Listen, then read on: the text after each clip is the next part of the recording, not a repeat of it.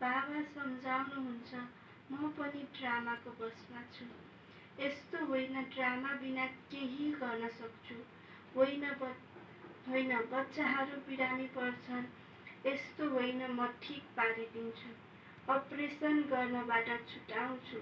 होइन, कर्म भोग त सबैले भोग्नु नै पर्छ।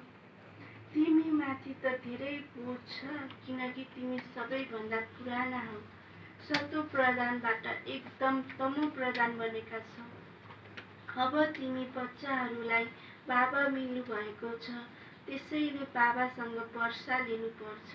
तिमीलाई थाहा छ, कल्प कल्प ड्रामा अनुसार हामीले बाबासँग वर्षा लिन्छौँ। जो सूर्यवंशी चन्द्रवंशी घरानामा हुन्छन् उनीहरू अवश्य आउँछन्।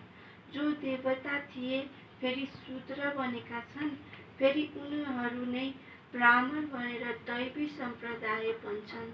यी कुरासँग बाबा बाहेक अरू कसैले सम्झाउन सक्दैन।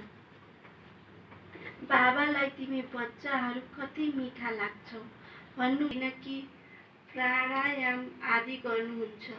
होइन, सम्झाउनुहुन्छ, म आत्मा अविनाशी हुँ। मेरो आत्मामा 84 जन्मको पाठ भरिएको छ। बाबा स्वयं भन्नुहुन्छ, म आत्माले पनि जुन कार्य गर्छु त्यो सबै पाठ भरिएको छ। भक्ति मार्गमा त्यहाँ पाठ चल्छ, फेरि ज्ञान मार्गमा यहाँ आएर ज्ञान दिन्छु। भक्ति मार्गमा मानिसहरूलाई ज्ञानको विषयमा थाहा नै छैन, त्यसैले मदिरा पिएको छैन भने स्वादको कसरी थाहा हुन्छ? ज्ञान पनि लिएपछि मात्र थाहा हुन्छ। ज्ञानबाट सद्गति हुन्छ, त्यसैले अवश्य ज्ञान सागरले नै सद्गति गर्न सक्नुहुन्छ। बाबा भन्नुहुन्छ, म सबैको सद्गति दाता हुँ। सर्वोदया लिडर हुन्छन् नि, कति किसिमका छन्।